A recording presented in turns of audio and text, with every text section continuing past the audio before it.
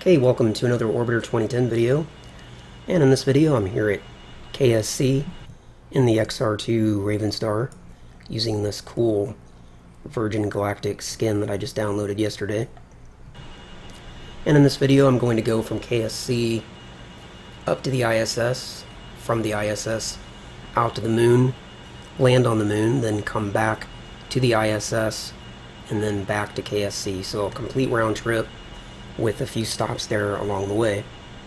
Now, to make this video different than past videos, what I've done here is I have this vessel set up with my expert configuration file, but I do want to point out that I recently saw a video by a guy who goes by the name Featherwing Love on YouTube, and I'll put a link to his YouTube channel down in the description.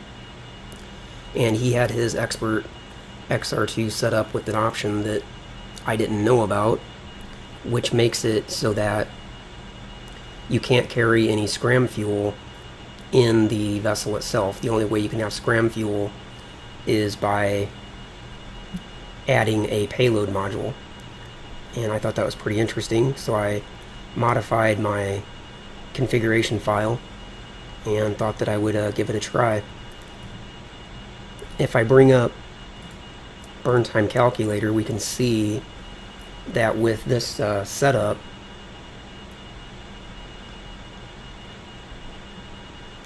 we only have about 3,000 meters per second worth of delta V, and if we include the RCS, then we have about 3,400 meters per second worth of delta V. Now that's down significantly from the default XR2 that you use, out of the box. The default XR2 has a total DV of about 9,500 meters per second. So here we don't even have enough main fuel to get to orbit, let alone do anything else. So we are required to have a scram ascent, or else we won't even get to orbit. Now the first thing I'll do is take care of our payload stuff. So I'm going to bring up the payload camera, bring up the payload editor, and I'm not going to bother opening the doors because they don't have to be open.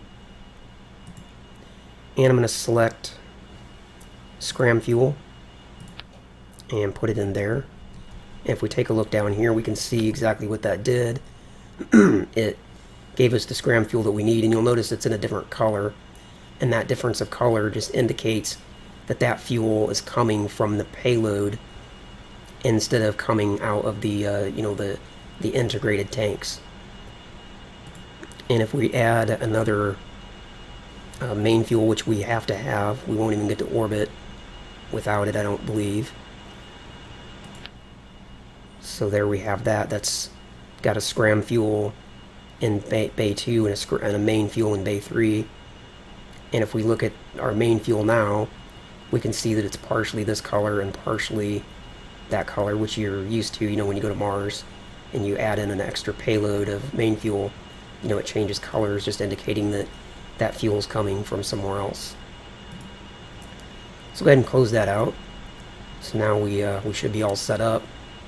And I've got the locks dialed all the way down to the lowest it could be, which is whatever the setting is, I don't remember, but it only gives you 7 days of locks, but that's certainly enough to get to the ISS and out to the moon.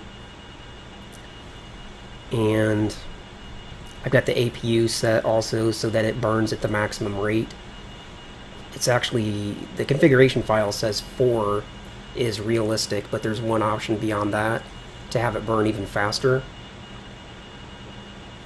and that's configuration option 5. So just to make this as difficult as possible, I went ahead and set it on 5. So as far as I know, the XR2 in this configuration is nearly as difficult to fly as is possible without going in and editing, the actual thrust of the vessel and turning all that stuff down. Okay, so that part's all set up. Let me bring this view back up just to have these MFDs that are larger. And we're going to bring a line plane up over here, and we're going to target the ISS.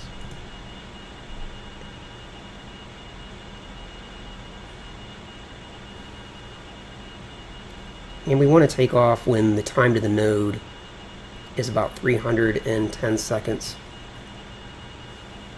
Looking at a line plane this way, I think we have to go around to the descending node, because I believe here, I think, ascending node. I believe if we take off at that point, then we're catching the ISS when it's coming out of the north and traveling south, and we want to catch it the other direction. But just to be 100% certain, I'll bring up launch MFD, and we'll target the ISS here. Target selected. Yeah, and we can see that if we catch the ISS at the time to intersection, which will be in 8,000 seconds, then we're going to be catching it when it's coming out of the north and heading south, and we can even see the graphic here. And we want to catch it the other way around. So let's warp time forward. And you'll notice that this will switch from north to south, and I guess, yeah, we'll cross the ascending node, and we'll be heading toward the descending node. Okay, so that's how I could know, just using a line plane. And you'll notice that this number doesn't count down 1 second at a time like the time to intersection does. So it's a little easier to look at that number.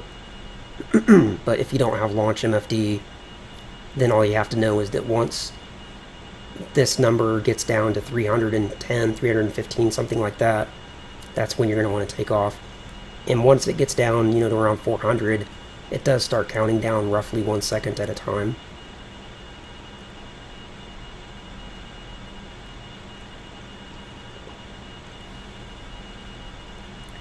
We're getting close to that point. 6,000, 5,000, 4,000. Okay, we're very close. Let's go back to real time. And now we can just watch that side. I'll bring up orbit on this side. Change the projection, change the distance, change the frame. Target the ISS. And the ISS in this scenario, by the way, right before I started recording, I updated the ISS elements, so the ISS in this scenario should be very, very close to the real world situation.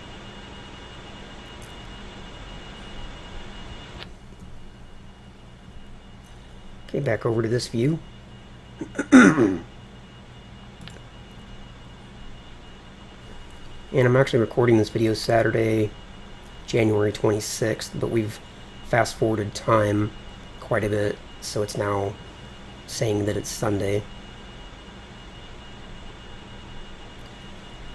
Go ahead and warp time forward, get down to about 350 seconds, and then we'll turn on the APU and start the turn on the AF controls and get ready to go.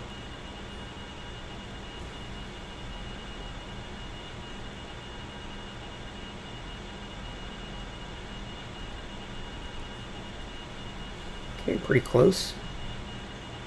Actually, we'll wait till we're pretty much all the way ready to take off, because the APU burns down pretty fast.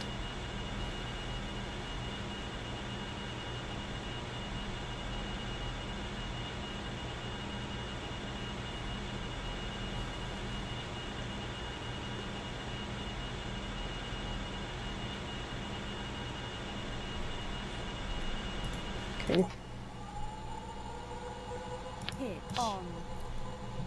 And not forget to turn external cooling off, like I always do forget. And we're ready to go. Gonna go full throttle on the main engines here for a moment. Now back down.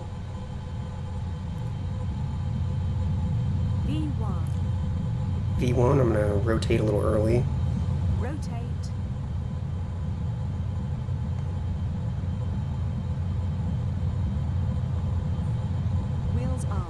Wheels up, get to about 10 meters. There I am. Raise the landing gear. Begin banking over to 45 degrees roughly.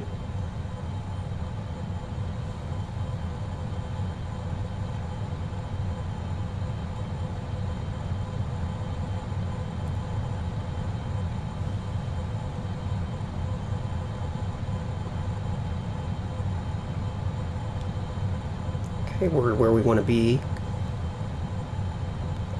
A little farther, so let me bank back to the left a tad.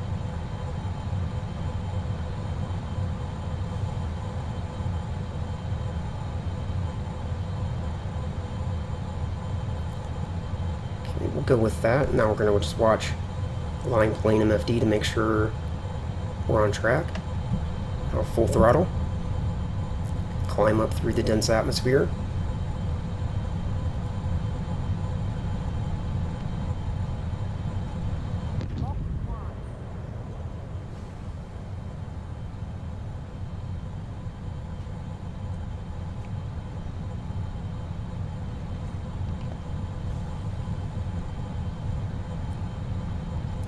And we'll go a little higher than I do when I go from KSC to wide awake. KSC to wide awake, because I'm not going to run the scram at the same time as the main.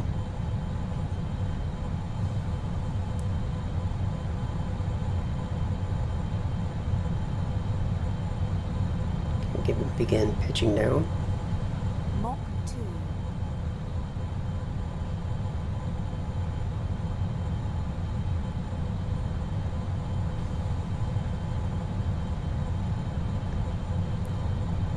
And a little after Mach 3, start our scram ascent. I don't know what the perfect profile is, I just... Information. This is just how I do it. 90%. And there's Mach 3. Scram doors are opening. And we'll add in all the scram engines. And you can see we're already down to 44% on the main. I can hear myself heating up, so let's pitch up.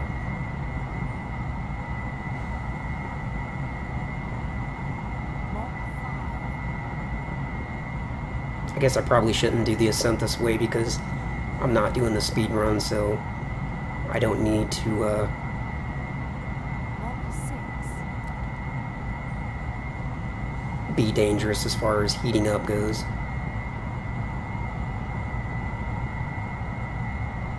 Mach 7.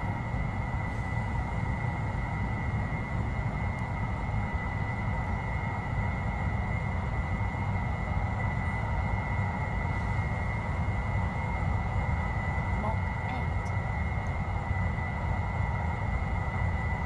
Hard habit to break. Get so used to doing those.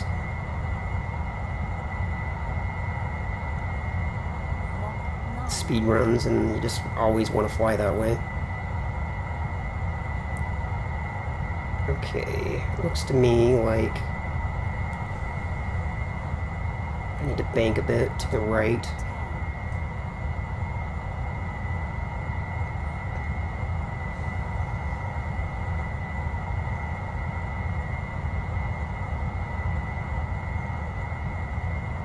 Mach 11.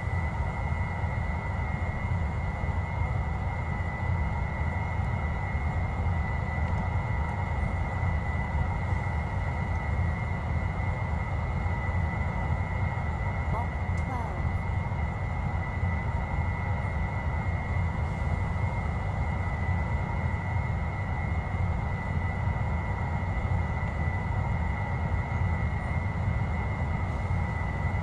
Mach 13.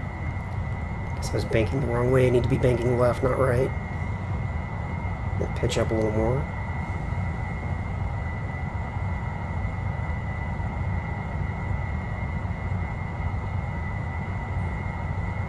Mach 14.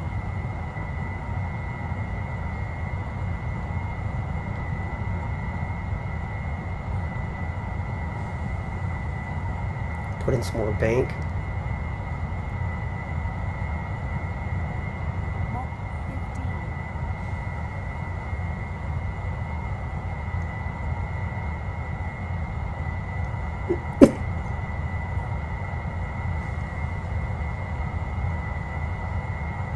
Mach 16.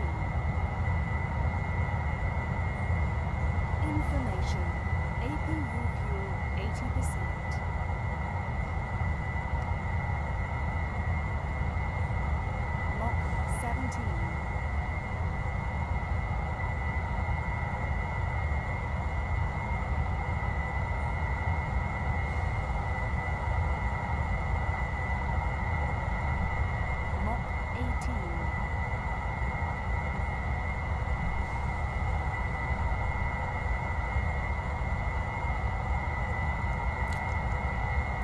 I'm just paying really close attention to my Mach align plane MFD, 42. so I'm being a bit quiet for a moment here. Put in a little bit of pitch to speed that up. Alright, we're Mach be okay. 20. Warning, scram temperature. Warning, scram temperature.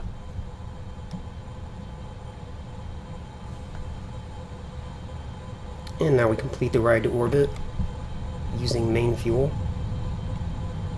Mach 21. And I'm putting in a lot of right bank now to try to correct the off-plane distance while I still have some amount of atmosphere. Mach 22. Not worried about necessarily getting the rank all the way to 0.00, but I'd like to get it as close as possible. I'm going to turn this graphic off for now 23. so I can see my apoapsis better. And we're getting pretty close to the lowest point, so I'm going to start rolling back out. Mach 24. We'll just kind of keep it right there.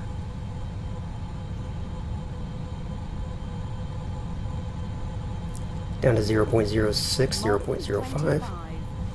Watching the apoapsis.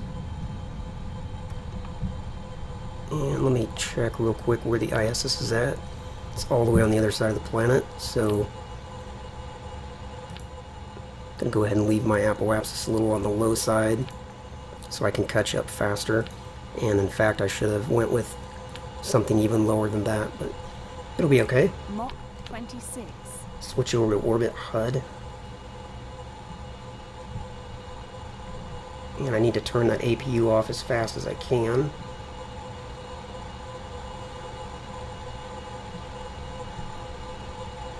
Just putting in a little bit of left bank now, because I'm still getting some amount of effect from the atmosphere, and if I put in left bank, I can see that the relative inclination is coming down. Go ahead and turn off surface controls now. Extend the radiator, check my dynamic pressure. It's fine.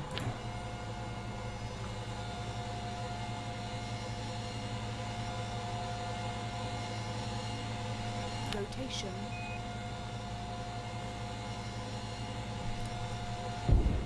Putting in a little bit of right roll Information. because I can see here the relative inclination. Descent.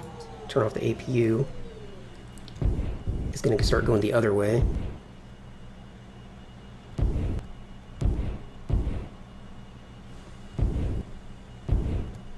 There we go. We should be able to hold it right there now because we're at 82 kilometers. So here in just a brief moment, we're not going to get any effect from the atmosphere. So actually, that's a little too much roll in that direction. Let's go back to the left. Right there. Set the joystick aside while that's getting settled.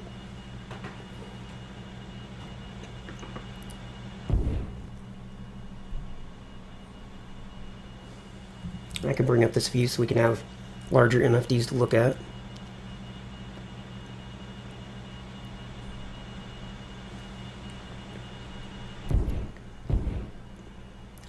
Put in a little bit of right roll. Check my altitude. I'm at 91 kilometers.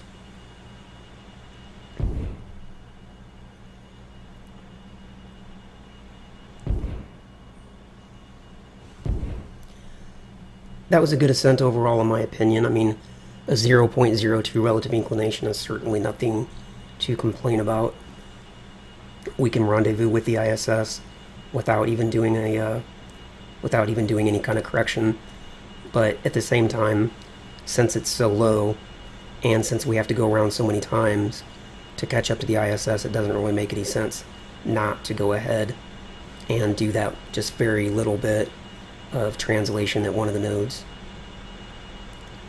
Right now I'm just waiting for my altitude to climb high enough to make sure that I don't have any effect from the atmosphere.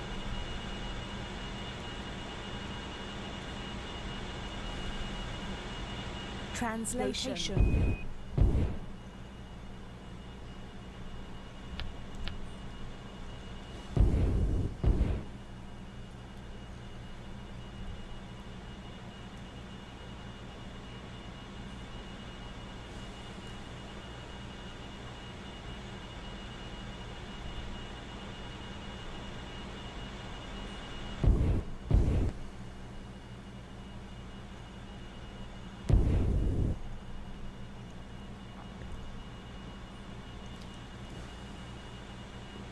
Okay, I'm going to say that that is good enough.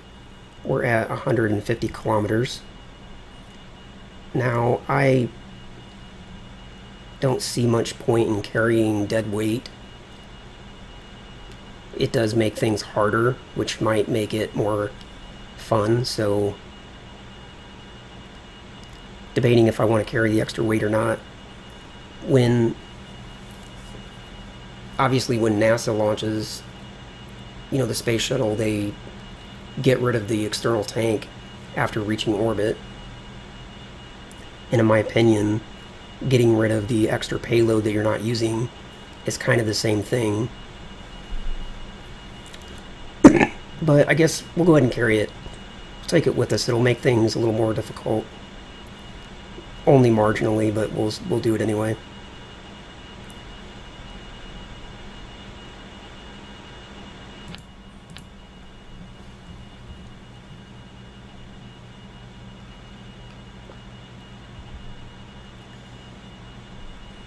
So instead of dumping the scram fuel or dumping the scram fuel payload, which would lighten the vessel by 700 kilograms, I believe, because we have two. We have this payload, which is 355.20 kilograms, and that one's completely empty. And then we have the scram, which is also 355.20 plus a little bit of fuel. So we would actually be getting rid of 834.46 plus 355.20. So over 1,200, something like that, 1,300 maybe, kilograms of extra mass that we don't need. But what we'll do, since we're going to go to this space station, is we'll take them with us, and we'll just say that we're going to swap them out with full modules. Okay, now I'm going to Control S at this point and stop the video, and when we come back we'll do the rendezvous. If you like this part of the video, if you have any questions, leave your comments down below, and I will see you in the next part. The only way you can have scram fuel is by adding a payload module, and I thought that was pretty interesting, so I modified my configuration file and thought that I would give it a try. If I bring up burn time calculator, we can see that with this setup,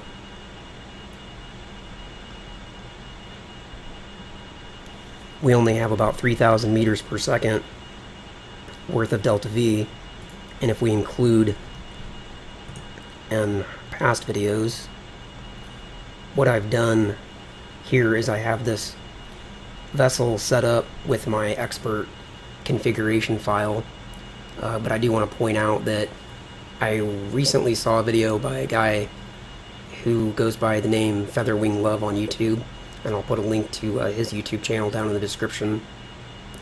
And he had his expert XR2 set up with an option that I didn't know about, which makes it so that you can't carry any scram fuel in the vessel itself. Okay, welcome to another Orbiter 2010 video, and in this video I'm here at KSC in the XR2 Ravenstar using this cool Virgin Galactic skin that I just downloaded yesterday. And in this video I'm going to go from KSC up to the ISS, from the ISS out to the moon, land on the moon, then come back to the ISS, and then back to KSC. So a complete round trip with a few stops there along the way. Now, to make this video different than the RCS, then we have about 3,400 meters per second worth of delta V. Now that's down significantly from the default XR2 that you use, out of the box. The default XR2 has a total DV of about 9,500 meters per second. So here we don't even have enough main fuel to get to orbit, let alone do anything else. So we are required to have a scram ascent, or else we won't even get to orbit. Now the first thing I'll do is take care of our payload stuff. So I'm going to bring up the payload camera, bring up the payload editor, and I'm not going to bother opening the doors because they don't have to be open. And I'm going to select scram fuel and put it in there. If we take a look down here, we can see exactly what that did. It gave us the scram fuel that we need, and you'll notice it's in a different color, and that difference of color just indicates that that fuel is coming